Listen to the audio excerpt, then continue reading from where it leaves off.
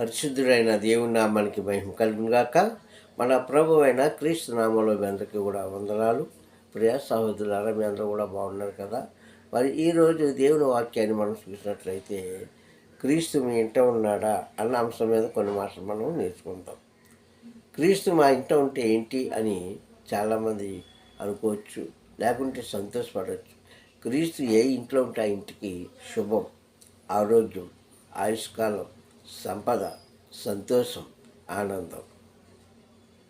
ఎందుకంటే ఆయనే సత్యము, జీవము, మార్గమునే ఉన్నాడు కనుక ఆయనను వెంబడించిన వారు ఎన్నడూ కూడా ఓడిపోరు. మరి క్రీస్తుని నీవు చేర్చుకున్నావా అంటే క్రీస్తు నీ దగ్గరకు వచ్చాడా? ఎందుకంటే పూర్వకాలంలో చూసినట్లయితే క్రీస్తు కొంతమంది మనుషులను ఎంచుకొని ఆ గృహాలకు ఆయనే దర్శించి వాళ్ళను ఏం చేశాడంటే వెలుగులోకి నడిపించాడు. ఈరోజు మనం ఆయనను తెలుసుకుంటున్నామా లేదా అని ఒకసారి జ్ఞాపకం చేసుకోవాలి. క్రీస్తు ఏ ఇంట్లో ఉంటే ఆ ఇంటి వారు సంతోషంగా ఉంటారు. దేవుని స్తోత్రం, హల్లెలూయా. అటువంటి సంఘటన బైబిల్ గ్రంథం నుంచి మనం ఈరోజు చూద్దాం. దేవునికి మహిమ కలుగును గాక. చూడండి, మత్తయి సువార్తలో అలాగే లూకా సువార్తలో ఆయన రాయబడ్డ మాటలు చూస్తే అక్కడ ఒక చిన్న కుటుంబం మనకు కనిపిస్తుంది. ఏంటది? లాజర్, మార్తా, మరియా. ఈ చిన్న కుటుంబంలో ఏం జరిగింది? క్రీస్తుని ఆ ఇంటికి ఆహ్వానించుకున్నారు. క్రీస్తుని ఆ ఇంటిలోనికి ఆహ్వానించుకున్నారు. క్రీస్తుకి విందు చేశారు. క్రీస్తుని ప్రేమించారు. క్రీస్తుకి నమస్కారం చేశారు. దేవుని స్తోత్రం, హల్లెలూయా. మరి ఆ కుటుంబం ఆశీర్వదించబడిందా? ఎలాగ ఆశీర్వదించబడింది? ఏ స్థితిలో ఆశీర్వదించబడింది అంటే, మరణించిన లాజరు బ్రతకడానికి కుమారుడు త్రోవ చూపించాడు.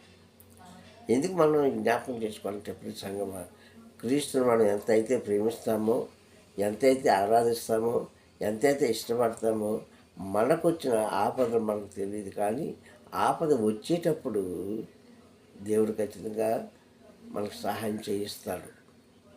అలాగే సర్వాధికారి తండ్రి తన కుమారుడిని క్రీస్తు ద్వారా మనకి ఆ రోజు వారికి సహాయాన్ని అందించాడు. ఈరోజు వాళ్ళకే కాదు, నీకు, నాకు, మనందరికీ కూడా ఆయన ఇవ్వడానికి సిద్ధంగా ఉన్నాడు. అయితే ఆయనను ఆహ్వానించుకుంటున్నావా? దేవుని స్తోత్రం, హల్లెలూయా. మరలా చెప్తున్నాను, క్రీస్తు ఏ ఇంట్లో ఉంటే ఆ ఇంటికి శుభం, ఆ ఇంటికి ఆరోగ్యం, ఆ ఇంటికి సంపద, ఆ ఇంటికి సంతోషం. అయితే క్రీస్తు ఒక వ్యక్తిని పిలిచాడు. ఎలా పిలిచాడు? లూకా సువార్త 19 చూసుకుంటే అక్కడ ఏమంటున్నాడు? జక్కయ్య అనే వ్యక్తి మనకు కనిపిస్తుంటాడు కదా. ఆ జక్కయ్య అనే వ్యక్తి ఆయన అనుకున్నాడా క్రీస్తు నా ఇంటికి వస్తాడు అని అనుకున్నాడా? లేదు. పోనీ క్రీస్తు నా ఇంట్లో ఉండాలి అని అనుకున్నాడా? లేదు. ఎప్పుడైతే క్రీస్తు అక్కడికి వచ్చి, జక్కయ్య, నేడు నీ ఇంటికి రక్షణ వచ్చి ఉన్నది, రా అన్నాడు. వెంటనే దిగిపోయే చెట్టు. అతను ఏం కోరుకోలేదు, కేవలం ఆయన ఎలా ఉంటాడో చూద్దామని వచ్చాడు అంతే. కానీ ఆయన ఎలాంటి బహుమానం పొందుకున్నాడు? క్రీస్తు చేత పిలవబడి, క్రీస్తు చేత ఆశీర్వదించబడి, క్రీస్తు చేత దీవించబడిన కుమారుడుగా జక్కయ్య తీర్చిదిద్దాడు. దేవుని స్తోత్రం, హల్లెలూయా. అంటున్నాడు, జక్కయ్య, నేడు నీ ఇంటికి రక్షణ వచ్చి ఉన్నది. దేవుని స్తోత్రం, హల్లెలూయా. ప్రియ సహోదరులారా, ఏ ఇంట్లోనైతే క్రీస్తు ఉంటాడో, ఏ ఇంట్లోనైతే క్రీస్తుని పూజిస్తారో, ఏ ఇంట్లోనైతే క్రీస్తుకు గౌరవం ఇస్తారో, ఆ ఇంటి వారందరికీ కూడా శుభం జరుగుతుంది. దేవుని స్తోత్రం. అనడానికి ఇక్కడ ఈ 2 కుటుంబాలు కూడా మనకి కనిపిస్తున్నాయి. కావున మనకున్న బాధల్లో కానీ, కష్టాల్లో కానీ, కన్నీళ్ళలో కానీ, వ్యాధుల్లో కానీ, శోధనలో కానీ, ఇవన్నీ మామూలే. కానీ ఆత్మను రక్షించగలిగిన బాధ్యత క్రీస్తుకుంది. నీ ఆత్మ అగ్నిలో పడకుండానట్లు నిన్ను పిలిచాడు. అందుకని అంటున్నాడు, జక్కయ్య, త్వరగా దిగు, జక్కయ్య త్వరగా దిగు, నేడు నీ ఇంటికి రక్షణ వచ్చి ఉన్నది అన్నాడు. అలాగే సంగమా, ఈరోజు పిలుస్తున్న వాళ్ళు ఎంతమంది పిలుస్తున్నారు? పిలుస్తుంది వేషధారంగా పిలుస్తున్నావా? లేకుంటే ఎవరో పిలుస్తున్నారు, నేను పిలుస్తున్నాను. పిలవడం అంటే ఏంటి? కూడికలు పెట్టుకోవడం. ఏంటండి? కూడికలు పెట్టుకోవడం. ఆ కూడిక కోసం అని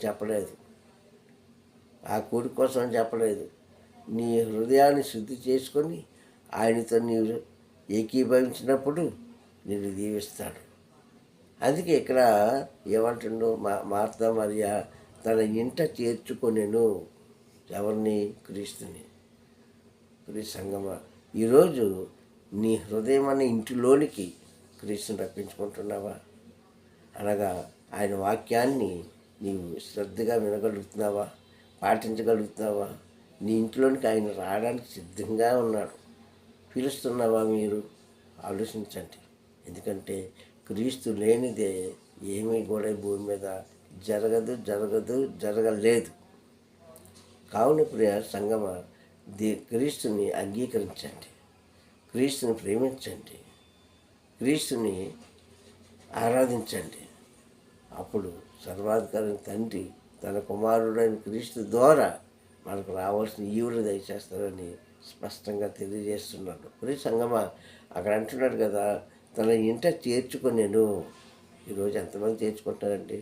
క్రిస్మస్ వస్తుంది కదా,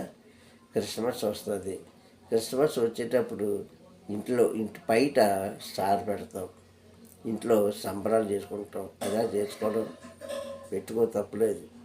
కానీ అది కాదండి. అంతకంటే ముఖ్యంగా నీ హృదయాన్ని కడుగుకొని వాక్యం ద్వారా ఆయనను వెంబడించి ఆయనతో నీవు ప్రయాణం చేసినప్పుడు, ఆయన మాటలు నీవు వినినప్పుడు చూస్తున్న దేవుడు ఖచ్చితంగా నీకు అధికారం ఇస్తాడు. దేవుని స్తోత్రం, హల్లెలూయా. ప్రియ సంగమా, ఈ రోజుల్లో చాలామంది క్రీస్తుని పిలవడం తక్కువైపోయారు, చేర్చుకోవడం తక్కువ మంది అయిపోయారు. అందరూ క్రైస్తవులే, కానీ ఆయన మాట విన్నవారు ఎవరు? ఎందుకంటే లోకానుసారమైన జీవితం జీవిస్తూ, లోకానుసారమైన పద్ధతులు పాటిస్తూ, లోకానుసారంగా మనం ఉంటూ ఏమంటున్నామంటే, ప్రభువా ఇదిగో నేను నష్టపోయానయ్యా, కష్టపడుతుందయ్యా, నాకు ఇలాగైందయ్యా, నా ఇంటి వారు ఇలా ఉన్నారు, నన్ను దీవించు అంటే దాన్ని ఏమైనా అర్థం ఉందా? అందుకంటున్నాడు, క్రీస్తుని చేర్చుకున్న కుటుంబం అంట సంతోషంగా ఉంటుంది. ఒకవేళ ఆ ఇంట్లో కష్టం వచ్చినా ఆయనే దాన్ని తొలగిస్తాడు. అలాగే లాజరు ఇంట్లో కష్టం వచ్చింది. ఎలాంటి కష్టం? చాలా భయంకరమైన కష్టం కదా, భయంకరమైన కష్టం. అప్పుడున్న యూదులు చాలామంది అనుకున్నారు, క్రీస్తు మెస్సయ్య గారు వీళ్ళని ఎంతగా ప్రేమించాడు కదా, మరి లాజరు మృతి చెందాడు, ఇప్పుడు ఈయన వెళ్తున్నాడు, ఏం జరుగుతుందో చూద్దాం అని వెళ్ళారు. కానీ తండ్రికి క్రీస్తు ఏం చేశాడు? తండ్రికి విజ్ఞాపన చేసి అక్కడ ఏం చేశాడు? తండ్రి నామాన్ని కనపరచడమే కాకుండా లోకం తెలుసుకున్నట్లుగా ఆ కుటుంబానికి లాజర్ని బహుమానంగా ఇచ్చాడు. దేవుని స్తోత్రం, హల్లెలూయా. ఎందుకంటే క్రీస్తుని చేర్చుకుంటున్నావో క్రైస్తవురాలా, నీవు నష్టపోతున్నప్పుడు, నువ్వు కన్నీరు కాచుతున్నప్పుడు, నువ్వు కష్టపడుతున్నప్పుడు, నువ్వు వ్యాధుల్లో శోధనలో రోగాలు ఉండేటప్పుడు ఆయనే మనకు సత్యమైన తెలియజేస్తున్నాడు. ఆయనే మనకి అన్ని విషయాలు సహాయం చేస్తాడని తెలియజేస్తున్నాను. దేవుని స్తోత్రం, హల్లెలూయా. కావున ప్రియ సహోదరుడా, ఈ మాటలు వింటున్న మీరు ఇప్పుడే నీ హృదయం అనే ఇంటిలోకి క్రీస్తుని ఆహ్వానించు. అప్పుడు నీలో ఉన్న బలహీనత, నీలో ఉన్న అనాలోచన, నీలో ఉన్న ఆందోళన, నీలో ఉన్న భయము క్రీస్తు తీస్తాడు. క్రీస్తు తీసేసి నీకు సంతోషకరమైన, దీవెనకరమైన, ఆశీర్వాదకరమైన జీవితాన్ని అందిస్తానని నేను తెలియజేస్తున్నాను. అందుకే ఇక్కడ 2 కుటుంబాలు చూసుకుంటే, మరి శుంకర్ని ఏమన్నాడు? జక్కయ్య, నీ ఇంటికి నేడు రక్షణ వచ్చి ఉన్నది, దిగు అనగానే దిగిపోయాడు. ఆయన ఏమైనా చెప్పాడా? ఏమి చెప్పలేదు. చెప్పకుండానే ఇదిగో ఎప్పుడైతే క్రీస్తు వైపు చూశాడో, ఏమైనా అడిగాడా? క్రీస్తు అడగలేదు. క్రీస్తు వైపు చూశాడు, తాను చేసిన పాపములన్నీ కూడా ఒప్పుకున్నాడు. అది క్రీస్తులో ఉన్న గొప్పతనం. 10 మందిలో ఆయన అవమానించాడా? ఎందుకంటే ఆయన యొక్క జీవితం ఏంటో ఆ ఊరు వాళ్ళందరికీ తెలుసు. ఆ వ్యక్తి అలాంటి వాడు అందరికీ తెలుసు. అలాగని అవమానించాడా? అవమానించలేదు. సరే కదా, మళ్ళీ ఏమంటాడంటే ఇతడు కూడా ఇశ్రాయేలుడే, స్తోత్రం, ఇతడు కూడా అబ్రహాము కుమారుడే అని బ్లెస్సింగ్ చేశాడు, దీవించాడు.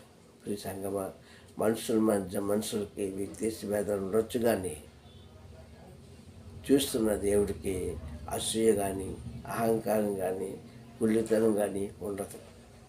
సరి చేశాడు. అప్పుడు అంటాడు జక్కయ్య, అయ్యా నేను చేసిన పాపములన్నీ ఒప్పుకుంటున్నాను. ఇదిగో నేను చేసిన ఆ అత్యధికమైన ధనం ఏదో ఉందో తీసుకున్నది అందరికీ పనిచేస్తాను అని ఆయనను వెంబడించాడు. దీని స్తోత్రం, హల్లెలూయా. అందుకే క్రీస్తు నీలో నాలో అందరిలో ఉంటే మనం ఏం చేస్తాము? పాప క్షమాపణ పొందుకుంటాం. దీని స్తోత్రం, హల్లెలూయా. పాప క్షమాపణ పొందుకుంటామండి. ఆ పాప క్షమాపణ పొందుకునేటప్పుడు ప్రతి ఒక్కరు కూడా సర్వాధికారి తండ్రి, చూస్తున్న తండ్రి పరలోక రాజ్యానికి ఆయన వారసుడుగా చేస్తారని నేను తెలియజేస్తున్నాను. దేవుడి కొద్ది మాటలు మీకు దీవించుగాక. ఆమె ప్రార్థన చేద్దాం. ప్రేమ స్వరూపే దయగలనైనా నిబంధనలు సకల ఆశీర్వాదాలకును కారణభూతుడైన మా ప్రియ పరలోక దేవ, నీ ఉన్నతమైన గణమైన నామాన్ని బట్టి ప్రార్థిస్తాను తండ్రి. గడిచిన కాలం అంతా కాసి కాపాడిన స్తోత్రంలో ఎదుగుతండి. ఈ యొక్క సమయంలో నీ వాక్య ద్వారా నాతో మాట్లాడినందుకు స్తోత్రం. అయ్యా, వాక్యం బిడ్డలందరూ దీవించండి, మారు మనసు కలిగించండి. అయ్యా, ప్రతి ఇంట నా ప్రభు మీరుండి, ప్రతి హృదయంలో మీరుండి, ప్రతి మనిషిని శుద్ధి చేసి నీ నామాన్ని కనపరుచుకుంటామని క్రీస్తు నామంలో ఈ ప్రార్థన అడుగుతున్నాను పరమ తండ్రి. ఆమేన్, ఆమేన్, ఆమేన్. మీ అందరికీ మరొకసారి ప్రభు నామమున వందనాలు. Praise the Lord, praise the lord.